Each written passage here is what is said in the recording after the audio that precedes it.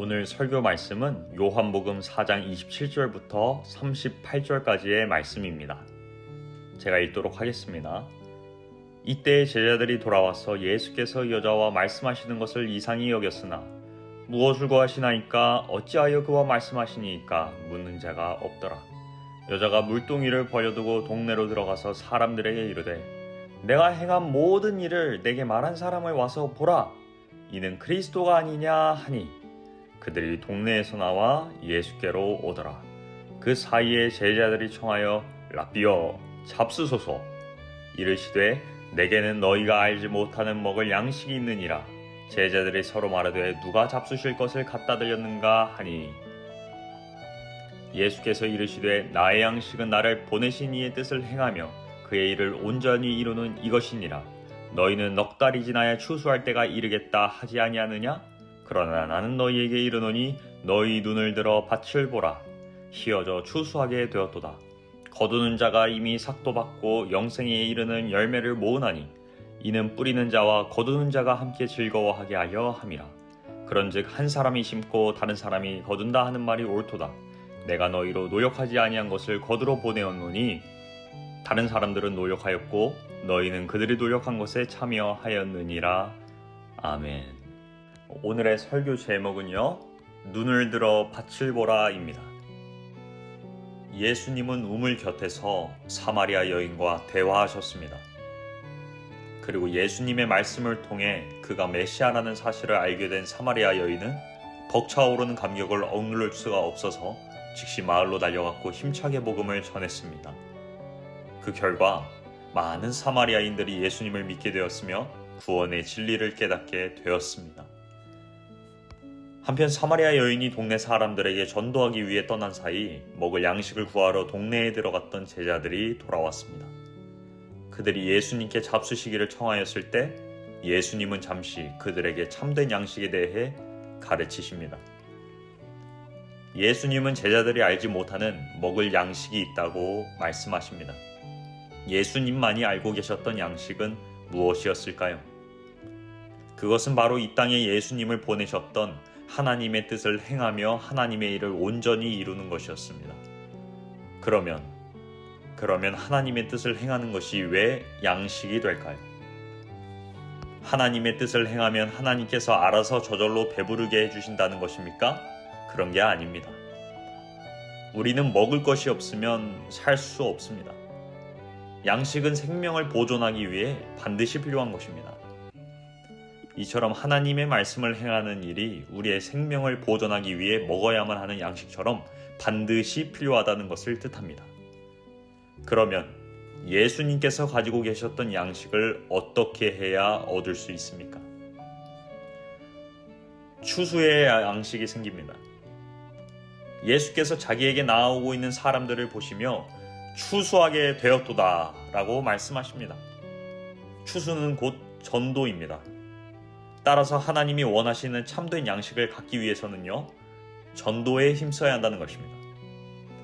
예수님께서는 먹을 양식을 가지고 계신다고 말씀하셨습니다. 그 양식은 추수를 해야만 생기는 것입니다. 예수님께서는 눈을 들어 밭을 보라, 희어져 추수하게 되었도다 라고 말씀하십니다. 아마 사람들이 예수님께 모여오는 것을 보며 이 말씀을 하셨을 겁니다. 다른 사람들은 넉 달이 지나야 추수할 때라고 했지만 예수님께서는 바로 지금이라고 말씀하고 계십니다. 우리는 지금은 내가 너무 약해, 조금만 더, 조금 후에 라고 말을 하면서 계속 머무르고 있지만요, 예수님은 우리의 눈을 들어 밭을 보라고 하십니다. 희어져 추수하게 되었도다. 믿음의 눈으로 보면 바로 지금이 추수를 시작할 시기인 것입니다. 예수님께서는 요한복음 6장 38절부터 39절에서 이렇게 말씀하십니다. 내가 하늘로서 내려온 것은 내 뜻을 행하려 함이 아니요 나를 보내신 이의 뜻을 행하려 함이니라. 나를 보내신 이의 뜻은 내게 주신 자 중에 내가 하나도 잃어버리지 아니하고 마지막 날에 다시 살리는 이것이니라. 아멘. 예수님의 양식은요, 하나님께서 보내주신 한 사람 한 영혼도 잃어버리지 않고 구원하시는 거였습니다. 그리고 그 일을 십자가 위에서 죽음으로 그리고 부활로 다 이루셨습니다. 여러분과 저의 양식은 무엇입니까? 하나님이 주시는 참된 양식을 얻기 위해 추수의 전도에 힘쓰고 계십니까? 혹시 우리의 의식주 문제, 현재의 위치, 장래에 얻을 것 이런 것들에 막 연연하여 하나님의 일을 간식 정도로만 생각한 적은 없으신지요? 눈을 들어 밭을 보십시오. 지금은 추수할 때입니다. 잃어버린 영혼을 다시 찾을 때입니다. 그렇다면 거두는 자는 무엇을 받게 됩니까? 거두는 자가 이미 삭도 받고 영생에 이르는 열매를 모으나니, 한글 성경에는요 삭을 이미 받은 후에 열매를 모으는 것처럼 되어 있는데 성경 원문에는 삭을 받으면서 열매를 거두고 있는 것으로 되어 있습니다. 즉 삭을 받는 것과 열매를 거두는 것은 같이 진행되는 일인 것입니다. 다시 말해서 영혼을 구하는 일은 상급이 보장된 일이라는 것입니다. 마태복음 13장에서 예수님께서는 자신을 씨 뿌리는 자로 그리고 제자들을 거두는 자로 비유하셨습니다. 하나님께서는 거두는 자에게 반드시 상급을 주십니다. 거두는 자는 열매를 모음으로 즐거워하고 뿌리는 자는 추수를 통해 자신의 수고가 헛된 것이 되지 않으므로 즐거워합니다. 요한복음 15장에서 주님은 이렇게 말씀하십니다. 너희가 내 계명을 지키면 내 사랑 안에 거하고 내 기쁨이 너희 안에 있어 너희 기쁨을 충만하게 하려 함이니라. 아멘. 주님이 주신 땅끝까지 전하라는 말씀을 우리가 행할 때에 우리는 비로소 하나님이 주시는 참된 기쁨을 맛볼 수 있고요. 뿌리는 자 곧 주님의 마음을 알고 깨달을 수 있습니다. 그리고 주님과 함께 즐거워하게 됩니다. 거두는 자는 무엇을 받게 됩니까? 주님이 주시는 상급과 충만한 기쁨, 그리고 하나님의 일에 동참하는 큰 영광을 얻게 됩니다.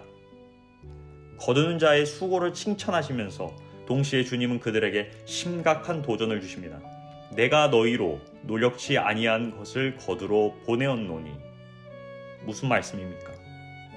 거두는 자, 즉 전도자는 절대로 교만해서는 안 됩니다. 반드시 겸손해야 합니다. 흔히 전도자는 자신의 노력으로 사람들을 구원했다고 생각하기 쉽습니다. 그런데 지금 예수님께서는 노력지 아니한 것을 거두러 보낸다고 말씀하십니다. 즉 수고는 이미 그 전에 다른 사람이 다 한 것이고 전도자는 마지막으로 그 열매를 따올 뿐이라는 것입니다. 노력은 전도하기 이전에 씨를 뿌리고 물을 준 다른 사람들이 다 한 것입니다. 최종적으로 전도자는요, 다만 그들의 수고에 참여할 뿐입니다. 그러므로 추수하는 자는 눈앞에 많은 열매로 인해 교만하지 말고 앞서 노력한 자들의 공을 생각할 줄 알아야 합니다. 하나님은 인간의 교만해질 수 있는 마음을 잘 알고 계십니다. 사탄은 승리감으로 도취된 전도자들 앞에 교만이라는 이름으로 걸려 넘어질 돌뿌리를 만들어 둡니다. 그러나 주 안에서 우리는 겸손이라는 이름으로 이 시험을 이길 수 있습니다. 하나님께서는 이 모든 일에 합력해서 선을 이루십니다. 함께 이루어 나가기를 기뻐하십니다. 우리는 이러한 사실을 깨닫고 우리의 동역자들을 서로 존중해주며 그들에게 겸손하게 대해야 할 것입니다. 눈을 들어 밭을 보십시오. 고개를 들고 여러분 주변을 돌아보십시오. 희어져 추수하게 되었도다 라는 주님의 음성을 들으십니까? 사람이 떡으로만 살 것이 아니요 하나님의 입으로 나오는 모든 말씀으로 살 것이라. 복음을 전파하십시오. 나를 사랑하시는 주 예수 그리스도에 대한 복음을 만나는 모든 영혼들에게 증거하십시오. 하나님의 기쁨이 여러분 안에 충만히 임하게 됩니다. 그리고 하나님이 주시는 참된 양식과 아름다운 열매를 거두게 됩니다.